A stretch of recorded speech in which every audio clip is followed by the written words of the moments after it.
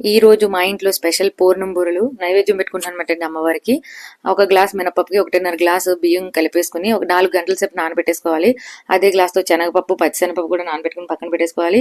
ఈ మినపప్పు బియ్యం కలిపి బాగా మిక్సీ పట్టేసుకుని అందులో కొంచెం బెల్లం, ఉప్పు కలిపేసుకుని పక్కన పెట్టేసుకోవాలి. ఈ శనగపప్పు వచ్చేసి కొంచెం బాగా ఉడకపెట్టేసుకోవాలండి. అందులోని కొంచెం ఉడికిపోయిన తర్వాత మిక్సీలో వేసేసుకుని కొంచెం మొరంగా చేసుకోవాలి. ఒక బాండీలోకి పచ్చిశనగపప్పు ముద్దని వేసేసుకునండి ఇంకా బాగా కలిపేసుకోవాలన్నమాట. కొంచెం బెల్లం గట్ట వేసుకుని బాగా దగ్గరికి అయ్యేలాగా ఉండలు కట్టకుండా కొంచెం మాడకట్ట చేసుకోవాలన్నమాట. దగ్గరికి అయిన తర్వాత అందులో యాలక్కాయ పొడి, నెయ్యి వేసుకుని బాగా కలుపుకున్న తర్వాత చల్లారిన తర్వాత ఒకటి ఒకటి ఉండల కింద చేసుకోవాలన్నమాట. అలా నెయ్యి చేతికి రాసుకుంటూ ఉండలు కలుపుకోవాలన్నమాట. చూడండి ఎంత ఫాస్ట్గా చేస్తున్నానో, సో మీరు కూడా అలాగే ఫాస్ట్గా చేయండి. సరదాగా అన్నానండి. అండ్ అలాగా చేసుకొని ఇది నేను చాలా సార్లు చేశాను కానండి ఈసారి అయితే చాలా పర్ఫెక్ట్గా వచ్చాయన్నమాట. నాకైతే చాలా బాగా నచ్చింది. ఎందుకంటే మా బావకి అర్థం కాలేదు ఇది బజ్జీలా లేకపోతే బూరిలా అని. సరదాగా జస్ట్ కిడ్డింగ్. నూనె వేడెక్కిందో లేదో చూసుకుని ఒకటి ఒకటి అందులో డిప్ చేసుకుని వేసుకోవాలన్నమాట.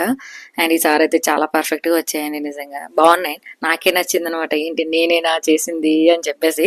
బ్రిటిష్ వారి గురించి ఈ పూర్ణం బూర్లు కన్నా మీకు స్టోరీ తెలుసా అండి? ఒకసారి బ్రిటిషర్స్ వచ్చారంట, అది నిజమో కాదో నాకు అర్థం కాదు. పూర్ణం బూరెలు ఒక వంటవాడు వండాడు అనమాట అండి, మన ఇండియన్. ఆ బూర్లో పూర్ణం ఎలా ఎలా వెళ్ళిందో తెలియక బ్రిటిష్ వాడు తలగొక్కుంటున్నాడంట. ఏంటి ఎలా వెళ్ళిందని చెప్పేసి.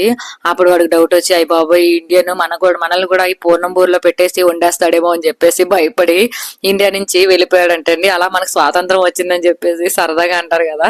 ఈ స్టోరీ ఎంతమందికి తెలుసండి, అండ్ మూవీస్ లో కూడా ఉన్నాయి కదా ఈ స్టోరీ. అండ్ అలా నాకు ఈ బూర్లు ఎప్పుడు చూసినా సరే పూర్ణం బూర్లు నాకు ఎప్పుడు కూడా బ్రిటిష్ స్టోరీ గుర్తొస్తుంది అనమాట. సో పూర్ణం బూర్లు ఎలా ఉన్నాయో ప్లీజ్ కామెంట్ చేయండి.